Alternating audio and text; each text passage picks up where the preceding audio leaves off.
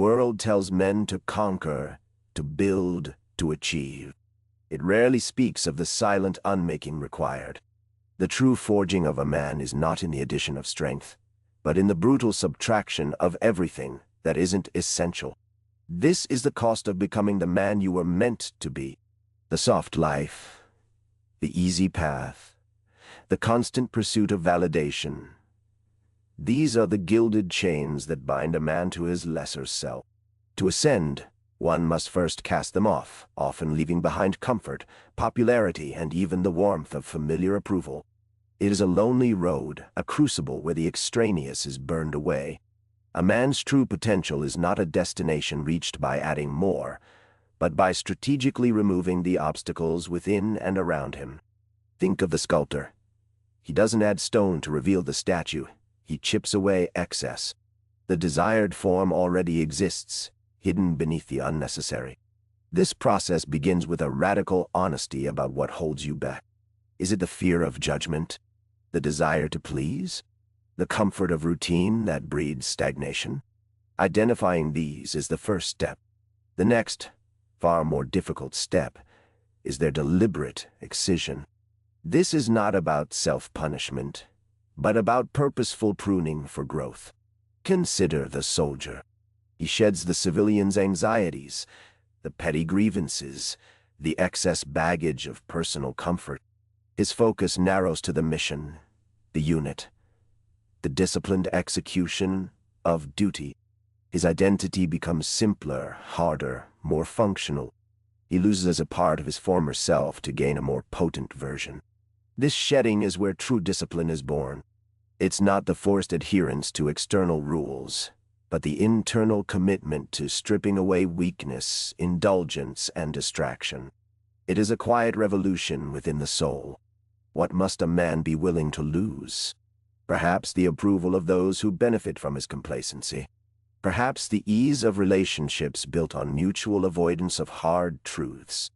Perhaps the illusion of control, replaced by the stoic acceptance of what lies beyond his power.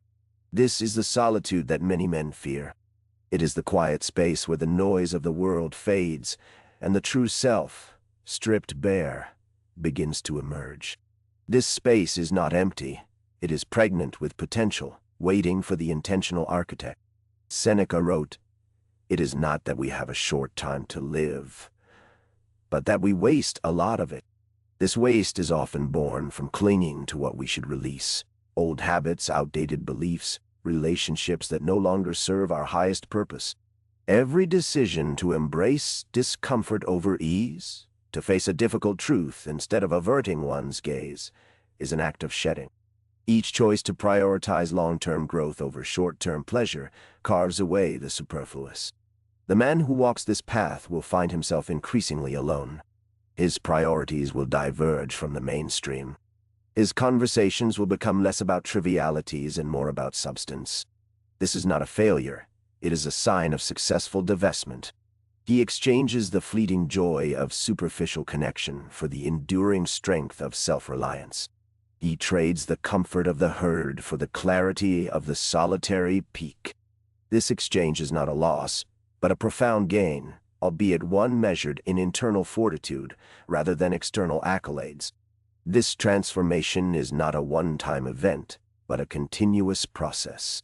Each day presents new opportunities to shed, to refine, to become more essential. The man who understands this lives in a state of perpetual, purposeful evolution. He begins to understand that true power lies not in control over others, but in mastery over the self, a mastery forged in the fires of necessary sacrifice. It is the quiet strength that arises when the non-essential is systematically removed.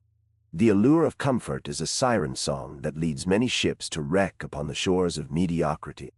The man who seeks to become his true self must learn to navigate these treacherous waters by steering towards the storm, not away from it. He must embrace the sharpening of his will, the hardening of his resolve, and the quiet acceptance of the price. This price is paid in solitude, in the loss of former selves, in the relentless pursuit of virtue over ease.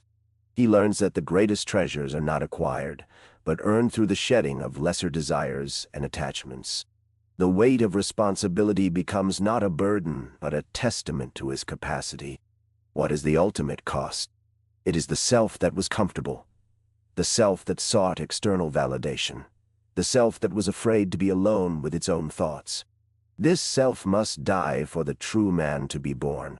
The world rewards accumulation, wealth, status, possessions.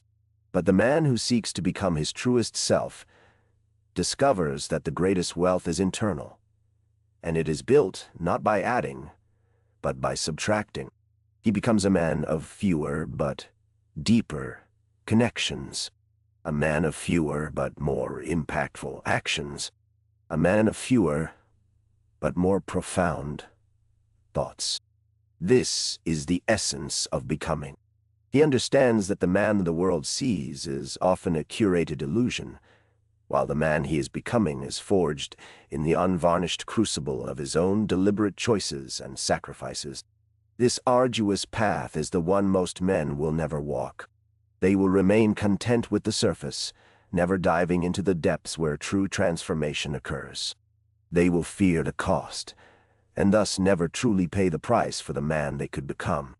The journey requires the courage to lose what you have, to embrace the silence, and to stand alone with the unyielding truth of your own potential.